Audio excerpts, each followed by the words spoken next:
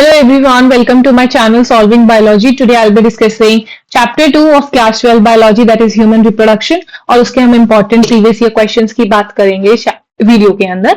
तो सबसे पहला क्वेश्चन है, draw a diagrammatic sectional view of ovary of human female. Sectional view यानी जब हम ट्रांसवर्स व्यू लेते हैं, हॉरिजॉन्टल काटते हैं, उसकी बात करनी है। तो सबसे पहले है, हमें उसको डायग्राम बनाना है और लेबल करनी है blood vessels, primary follicle, tertiary follicle and ovum, right. So ये जो डायग्राम था हमारी एनसीईआरटी का, जो मैंने पहले से डाल लिया है यहाँ पे। अब इसके अंदर क्या है, देखो ब्लड वेजल्स क्या किस लिए है, ये ब्लड वेजल्स, ये ब्लड सप्लाई करने के लिए मेरे ओवम में, राइट। आर्टरीज है रेड कलर की और ब्लू कलर की वेन्स है, राइट। अब क्या होता है, सबसे पहले oogenesis को समझना नेसेसरी है। oogenesis का मतलब मेरा मेच्योर फीमेल गैमेट जो कि ओवम है उसका बनना, जीनेसिस यानी बनना, तो मेच्योर फीमेल गैमेट का बनना है, राइट। तो सबसे पहले क्या होता है, जब फीमेल्स के अंदर जब एम्ब्रियोनिक फीटल स्टेज होती है, तब बहुत सारे जो oogonia होते हैं वो बनते हैं और अरेस्ट हो जाते हैं प्रोफेज 1 ऑफ मियोटिक डिवीजन में, राइट। तो बहुत सारे oogonia बनते हैं और फिर अरेस्ट हो जाते हैं। अरेस्ट यानी रुक जाते हैं किसमें, प्रोफेज 1 में ऑफ मियोसिस 1। सबसे पहले oogonia बन गया है, उसके बाहर कुछ लेयर्स आने लगेंगे, किसकी, ग्रैन्युलोसा की, तो उसको बोलेंगे प्राइमरी फॉलिकल। इसका मतलब क्या है, यहां पे क्या है, primary oocyte, right. Primary follicle में प्राइमरी oocyte है और क्या है, ग्रैन्युलोसा, ग्रैन्युलोसा लेयर है। तो जो हमारा प्राइमरी oocyte है वो पूरी मियोसिस को कंप्लीट नहीं करेगा। अब जो उसके बाहर की लेयर्स हैं सिर्फ वो बदलेंगी, जैसे प्राइमरी फॉलिकल था, फिर उसके बाद आता है सेकेंडरी फॉलिकल, जिसके अंदर और ज्यादा ग्रैन्युलोसा लेयर्स आती हैं और ज्यादा थीका लेयर्स आती हैं। एंड देन थर्ड पे आता है टर्शरी फॉलिकल। टर्शरी फॉलिकल में जो थीका लेयर होती है वो डिवाइड करने लगती है, किसमें, थीका एक्सटर्ना और थीका इंटरना। लेकिन अभी भी टर्शरी फॉलिकल के अंदर भी मेरा जो प्राइमरी oocyte है उसने अपनी डिवीजन कंप्लीट नहीं करी है। लेकिन जैसे ही वो टर्शरी फॉलिकल के अंदर आता है, वो क्या करता है, अपनी जो मियोसिस डिवीजन है उसको कंप्लीट कर लेता है, राइट। तो जो हमारा टर्शरी फॉलिकल है वो आखिर में किस में बन जाता है, ग्राफियन फॉलिकल में बन जाता है।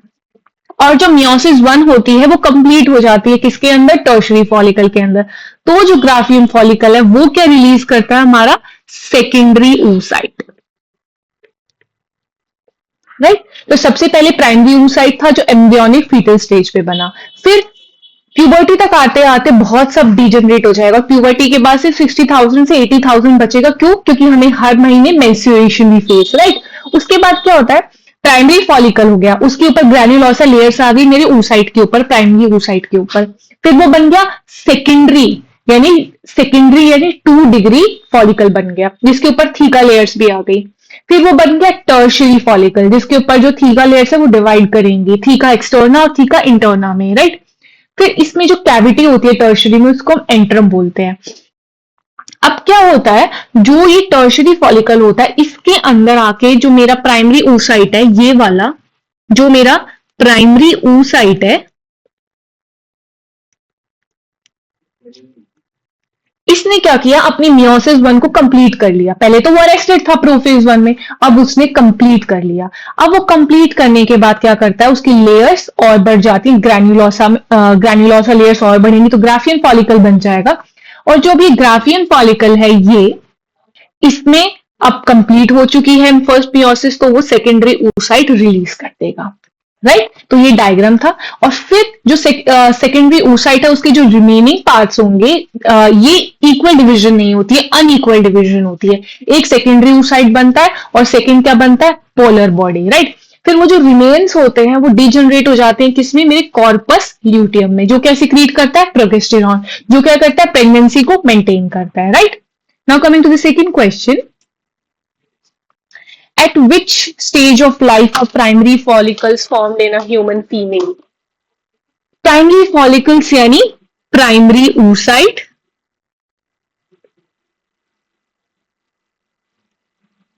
और उसके बाहर कौन सी लेयर्स हैं? Granulosa layers, right.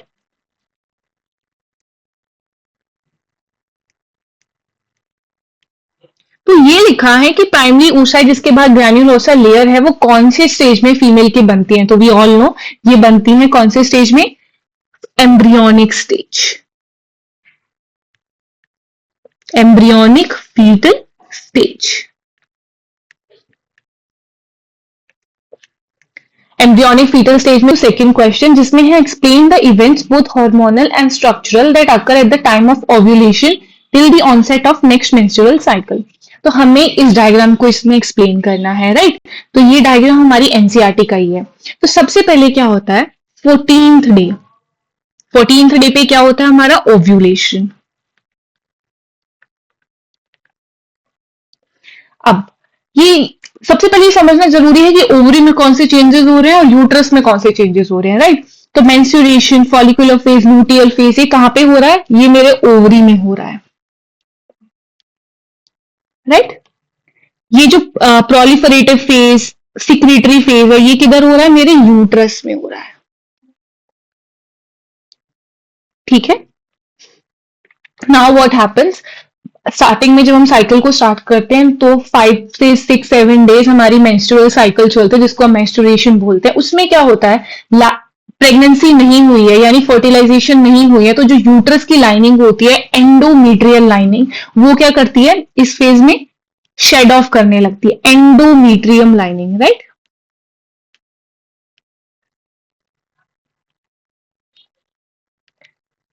Endometrial lining किसकी? हमारी यूट्रस की। वो क्या करती है? शेड ऑफ करती है along with the blood vessels, mucus and blood that comes out of our body. तो ये 5 to 7 डेज की होती है हमारी मेंस्ट्रुअल साइकिल। उसके बाद क्या होता है? ओवरी में अगर हम बात करें तो उस दौरान अब हमारे जो फॉलिकल्स हैं वो धीरे धीरे बनना स्टार्ट हो रहे हैं, यानी 1 degree follicle, secondary follicle, tertiary follicle. और ये ओव्यूलेशन किस में होता है? टर्शरी फॉलिकल के अंदर, जब हमारा प्राइमरी oocyte है उसने अपनी फर्स्ट मियोसिस कंप्लीट कर ली होती है। तो ये कौन सा है? 1 डिग्री। ये कौन सा है? सेकेंडरी। ये कौन सा है? टर्शरी। तो जो टर्शरी है उसके अंदर जो प्राइमरी oocyte है उसकी मियोसिस कंप्लीट हो गई है और अब वो क्या कर रहा है? ओव्यूलेशन कर रहा है। तो ओव्यूलेशन होता है 14th डे। इसको कौन सपोर्ट करता है? इस्ट्रोजन जो हमारी बॉडी में रिलीज होता है। और साथ साथ अब हम यूट्रस की बात कर रहे हैं तो फॉलिकुलर फेज किसमें है? ओवरी में। तो प्रोलिफरेटिव फेज किसमें है? यूट्रस में। अब मेरी जो यूट्रस लाइनिंग है वो मेंस्ट्रुएशन के कारण शेड ऑफ हो गई है तो अब उसको रिपेयर करना जरूरी है, यानी उसकी प्रोलिफरेशन जरूरी है। तो उसकी प्रोलिफरेशन हो रही है यूट्रस की लाइनिंग की, इसलिए उसको बोलते हैं प्रोलिफरेटिव फेज, राइट। अब हमने देखा 14th डे पे ओव्यूलेशन है किसकी? जो टर्शियरी फॉलिकल के अंदर प्राइमरी oocyte है उसने ओव्यूलेशन हो गया, राइट। और ये किस कारण होता है? 2 हार्मोन्स के कारण होता है। LH, that is luteinising hormone, right. Luteinising hormone. ये कौन सिक्रीट करता है? ये सिक्रीट करता है मेरा एंटीरियर पिट्यूटरी, राइट।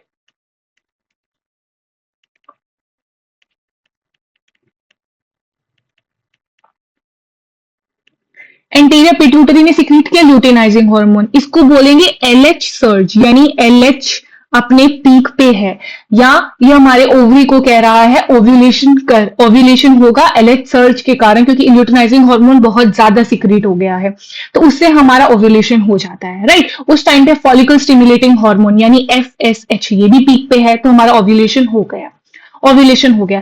फिर हमने देखा कि प्रेगनेंसी तो नहीं है, there is no sperm that's come in the uterus, और हमने देखा प्रेगनेंसी तो हुई नहीं है। तो अब क्या करना है? जो मेरा ओवम रिलीज है उसको वापस से शेड ऑफ करना है। तो फिर अब क्या होगा? जो ओवम है उसके जो पार्ट्स हैं वो किस में बदल जाएंगे? कॉर्पस ल्यूटियम में, जो कि क्या है? ये जो कि क्या सिक्रीट करता है? Progesterone, right. कॉर्पस ल्यूटियम क्या सिक्रीट करता है? प्रोगेस्टेरॉन। और प्रोजेस्टेरॉन क्यों चाहिए होता है? टू मेंटेन प्रेगनेंसी, अगर प्रेगनेंसी हुई है तो, या फिर अगर प्रेगनेंसी नहीं हुई है तो मेरी यूट्रस लाइनिंग को प्रोलिफरेट करने के लिए, उसको ठीक करने के लिए। जैसे सिक्रीटरी फेज क्यों बोल रहे हैं? क्योंकि जो हमारा कॉर्पस ल्यूटियम है वो क्या सिक्रीट करता है? प्रोजेस्टेरॉन, जो कि हमारे यूट्रस की लाइनिंग को ठीक करने में मदद कर रहा है। Progesterone helps in building uterus lining, right. Uterus lining. और हमने देखा कि अभी सेकेंड प्रेगनेंसी हुई नहीं है, तो वापस से क्या होगा, आफ्टर 28th डे तक साइकिल होती है, फिर 28th डे देखो यहाँ पे है, उसके बाद क्या होगा 29 से हमारी नेक्स्ट साइकिल स्टार्ट हो जाएगी। तो सबसे पहले था मेंस्ट्रुएशन, जब blood comes out of a body, endometrium of the uterus along with mucus, blood vessels, ठीक है। उसके बाद सेकेंड फेज था फॉलिकुलर फेज, यानी हमारे फॉलिकल्स बन रहे हैं, primary follicle, secondary follicle, tertiary follicle, right. जो टर्शियरी फॉलिकल है उसके अंदर क्या है, प्राइमरी oocyte है, वो अपनी मियोसिस कंप्लीट कर चुका है, तो उसका क्या हो जाएगा, ओव्यूलेशन, यानी सेकेंडरी oocyte बॉडी से बाहर आएगा। कौन से हार्मोन्स हेल्प करेंगे, luteinizing hormone, follicle stimulating hormone और एस्ट्रोजन, एलएच सर्ज जिसको बोलते हैं। ल्यूटिनाइजिंग हार्मोन कौन सीक्रेट करता है, एंटीरियर पिट्यूटरी करता है, ठीक। उसके बाद क्या होता है, 14 डे पे हो गया, अब हमने देखा देयर इज नो प्रेगनेंसी, तो वो जो हमारा सेकेंडरी oocyte है वो डीजनरेट कर जाएगा, उसको बोलेंगे कॉर्पस ल्यूटियम, राइट। और वो कॉर्पस ल्यूटियम सिक्रिएट करेगा एक हार्मोन जिसको हम बोलते हैं प्रोजेस्टेरॉन, वो हेल्प करता है अगर प्रेगनेंसी हुई है तो उसको मेंटेन करने में, अगर नहीं हुई है तो यूट्रस की लाइनिंग को वापस से नॉर्मल करने में, ठीक करने में, ठीक। ये हमारे 4 फेजेस की हमने बात कर ली। Next question, which one of the following hormones is secreted by the human placenta that helps in the maintenance of pregnancy? कौन सा हार्मोन, देखो ऑक्सीटोसिन कौन सिक्रीट करता है, हमारा इंटीरियर पोस्टीरियर पिट्यूटरी सिक्रीट करता है हमारे ऑक्सीटोसिन को। वो क्या काम करता है, हमारी प्रेगनेंसी में जब बेबी कंप्लीट हो गया है, हमारा फीटस कंप्लीट ग्रोथ हो गई है, तो यूट्रीन कॉन्ट्रैक्शंस करने में हेल्प करता है ऑक्सीटोसिन। रिलैक्सिन मेरी पेल्विक लिगामेंट्स है उनको रिलैक्स करता है during the labour.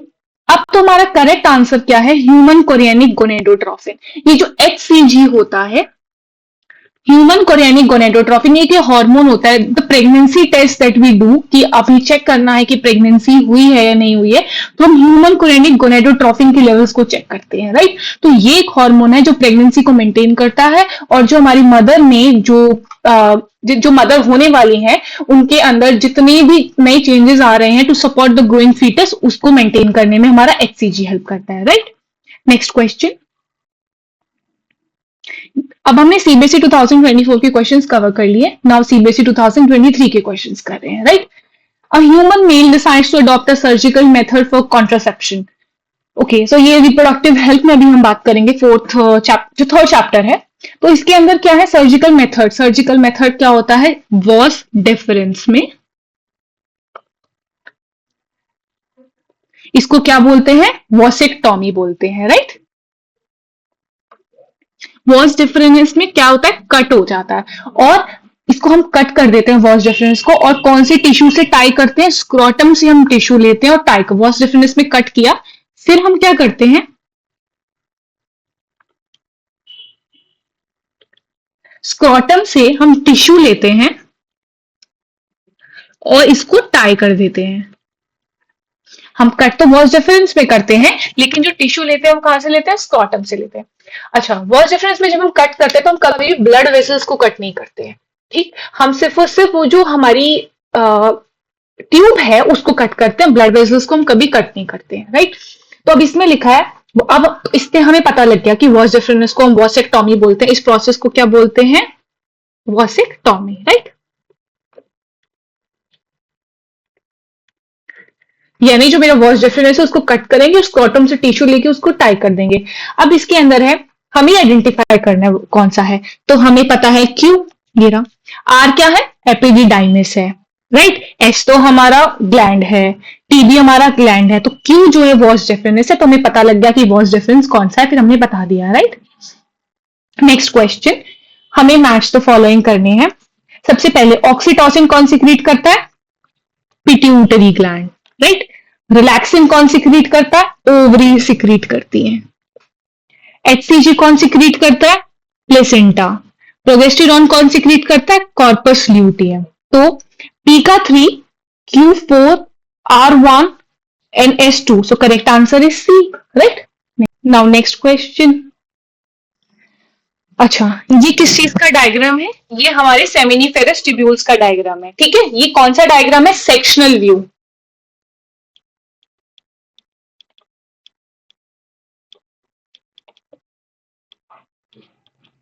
Sectional view of seminiferous tubules.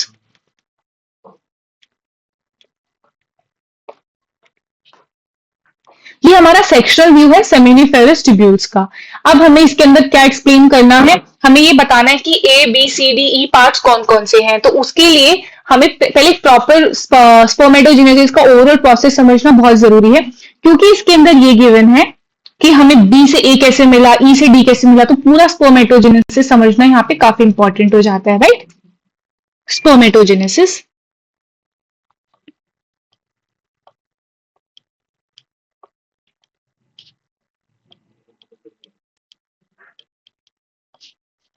Spermatogenesis यानी जो हमारा स्पर्म्स है उसका प्रोडक्शन है, उसको स्पर्मेटोजेनेसिस बोलते हैं। It starts at puberty. तो सबसे पहले क्या होता है, सबसे पहले जो इमेच्योर स्पर्म सेल्स होते हैं उसको बोलते हैं स्पर्मेटोगोनियम,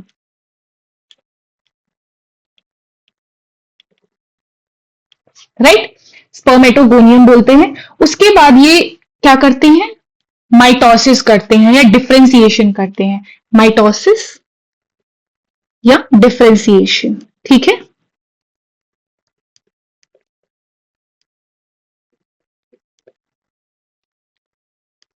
ये माइटोसिस और डिफरेंशिएशन करके क्या बनाते हैं, primary spermatocytes, right, primary spermatocytes. Primary spermatocytes. अब ये जो प्राइमरी स्पर्मेटोसाइट्स है ये क्या करते हैं, मियोसिस करते हैं। फर्स्ट मियोसिस, पहला मियोसिस किया उन्होंने और फिर क्या बनाया, secondary spermatocytes, secondary spermatocytes, right. अब क्या करते हैं, अब ये करते हैं सेकेंड मियोसिस। सेकेंड मियोसिस करने के बाद ये बनाते हैं स्पर्मेटिड, राइट।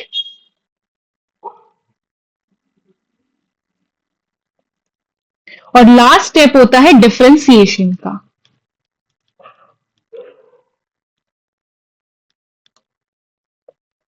और डिफरेंशिएशन के बाद ये क्या बनाते हैं, स्पर्मेटोजोआ, जिसको हम स्पर्म्स बोलते हैं, जिसको हम क्या बोलते हैं, स्पर्म्स। तो पूरा प्रोसेस स्पर्मेटोजेनेसिस प्यूबर्टी पे स्टार्ट होता है। सबसे पहले जो हमारे स्पर्मेटोगोनियम होते हैं वो क्या होते हैं, 2n होते हैं। उसमें माइटोसिस होता है, डिफरेंशिएशन होता है, वो हमारे क्या बनाते हैं, प्राइमरी स्पर्मेटोसाइट जो स्टिल 2n होते हैं। फिर क्या होता है, फर्स्ट मियोसिस होता है, जो सेकेंडरी स्पर्मेटोसाइट्स हैं तो वो 2n बना देते हैं। फिर उसके बाद क्या होता है, सेकेंड मियोसिस होता है, स्पर्मेटिड्स बनते हैं। स्पर्मेटिड्स कितने बनते हैं, 4 स्पर्मेटिड्स बन जाते हैं। फिर उसमें डिफरेंशिएशन होता है और लास्ट में क्या बन जाता है, स्पर्मेटोजोआ या स्पर्म्स बन जाता है। ये जो स्पर्मेटिड का स्पर्मेटोजोआ है, जो लास्ट स्टेप है, इसको बोलते हैं स्पर्मियोजेनेसिस, राइट, स्पर्मियोजेनेसिस। और एक टर्म होता है स्पर्मिएशन, जो हमारे स्पर्म सेल्स हैं जब वो सर्टोली सेल्स के अंदर एम्बेडेड होते हैं तो उनका रिलीज होना सर्टोली सेल्स से, उसको बोलते हैं स्पर्मिएशन। तो हम इसमें समझने की कोशिश करते हैं कि कौन कौन से पार्ट्स की यहाँ पे बात करी गई है। देखो सबसे पहले ये वाला होता है स्पर्मेटोगोनियम,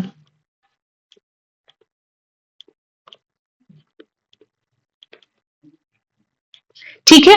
ये क्या होता है, हमारा सर्टोली सेल। अब ये क्या है, देखो ये है स्पर्मेटोगोनियम। उसके बाद क्या बन रहा था, प्राइमरी स्पर्मेटोसाइट्स। तो ए है प्राइमरी स्पर्मेटोसाइट्स,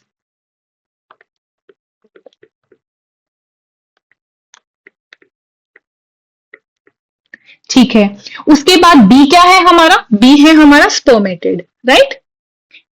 बी इज हमारा secondary spermatocyte, sorry, B secondary spermatocyte.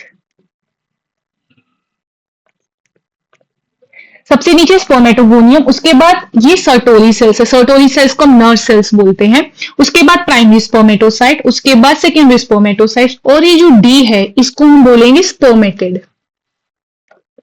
जिनका आखिर में डिफरेंशिएशन होगा और वो आखिर में क्या बना देंगे, स्पर्मेटोजोआ या स्पर्म सेल्स। और ये जो स्पर्मेटोजोआ है ये सर्टोली सेल से एम्बेडेड है, तो इसका सर्टोली सेल से निकलना, इसको क्या बोलेंगे हम, स्पर्मिएशन, राइट। और जो स्पर्मेटिड है का स्पर्म में चेंज होना, इसको बोलेंगे spermiogenesis. Spermiogenesis,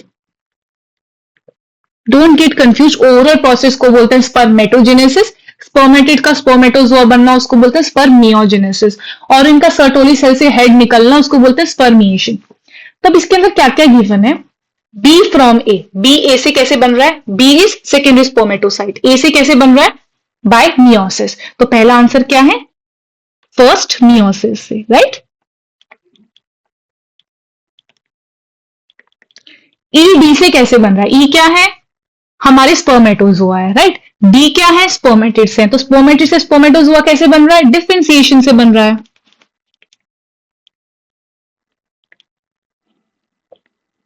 D from B, D क्या है?